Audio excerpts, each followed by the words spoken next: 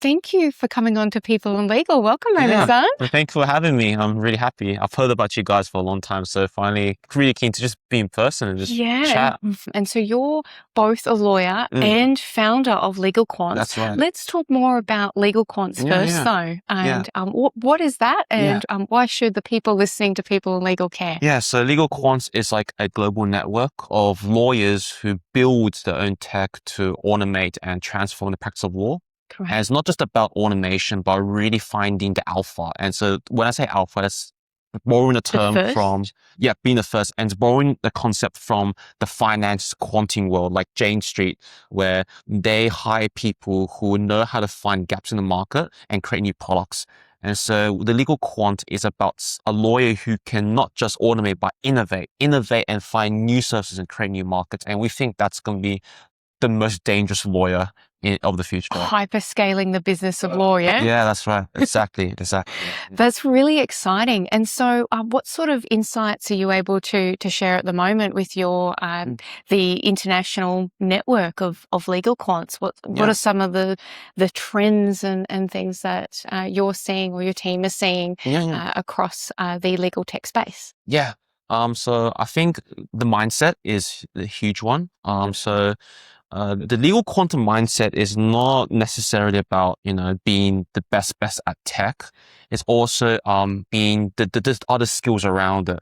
So how do you sell client service? How do you actually solve the client's problem? So all of these skills are in one package is super important.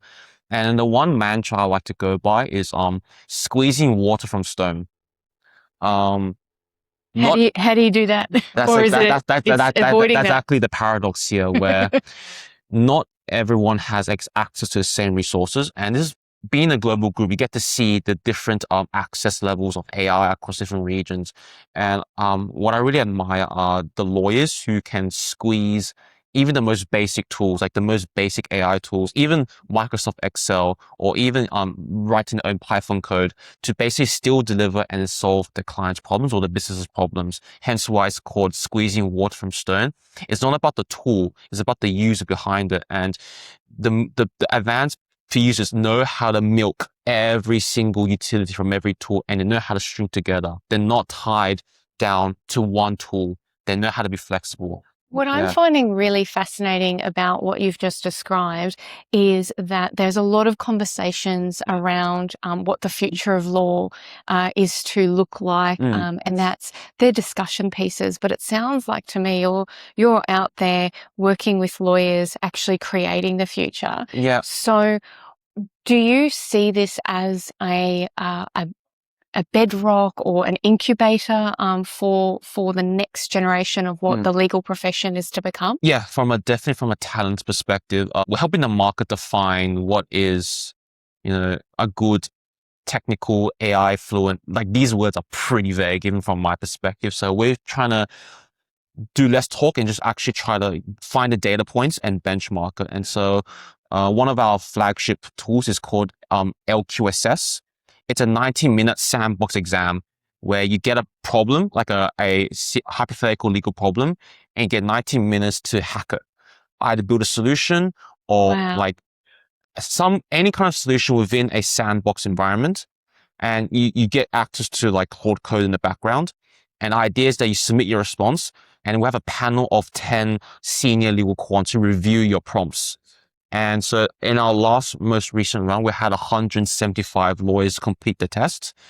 Top 11 passed and were admitted into our group.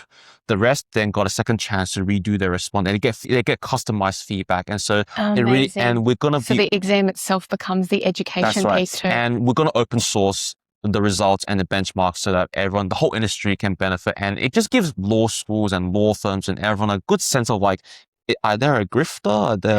Are they like legit? It's kind of, that's Can they walk the talk they talk? Yeah. And so one final question, because you have your other foot is squarely in the legal practice realm.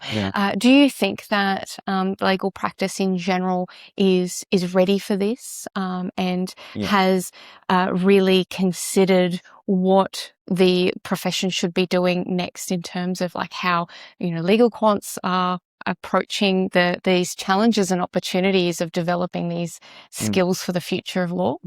Yeah, they have to consider it because Are you saying you are the future? it goes to the broader picture of white collar professions. The big question, right? Like AI is an information crunching machine. What's the next big thing? What's the next higher level thing that you can help someone else, right? Like, end of the day, lawyers, whether you're in-house or private practice, you're in a service business. You're there to help someone else. The tools come and go. It doesn't matter what tools you use, 5 tools, 1 tool, AGI. If you're not solving a client's problem, none of this matters, or your business problem.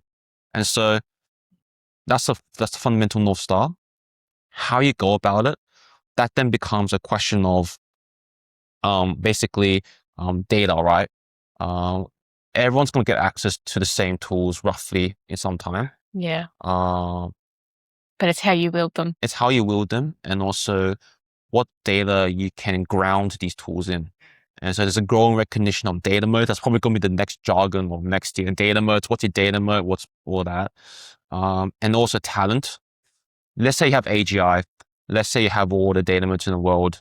You have all these powers in it, but who's actually going to unleash it, leverage the utility and solve the client's problems? There's still that lawyer who has to know how to manage that. And I feel like lawyers will start to, project management and delegation, these skills will become increasingly core to the legal skill set rather than just an ancillary skill. Because a common experience among legal quants is that running agent is kind of like delegating across a team. And you have to know how to multitask, knowing which model is good at what, knowing what loops are good at what, and having a big macro picture. That's what's usually referred to as the orchestration piece. Orchestration, that's right. Orchestration is very important. And also really understanding when a client asks me a question, what's the underlying drive behind it? And is this pain point something that can be solved just through traditional, hey, let's just have a call, 1-hour workshop. There's no tech. I just call you and that's it. Is it something that can be solved by a simple email? Or is it something that actually requires a systemized solution?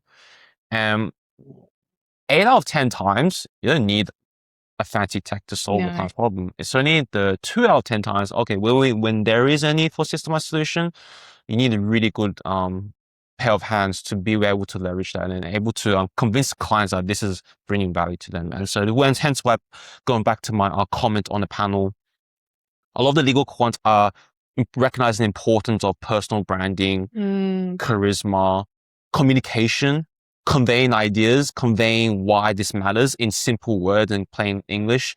These are huge important skills. And I respect anyone, the GTM people, like go-to-market sort of managers, and it's a hard skill set. It's really hard to sort of really go to the market and sell value. And so that's something that that will be increasingly highlighted. Yeah. Great. Thank you so much, Raymond. Thank you. Awesome.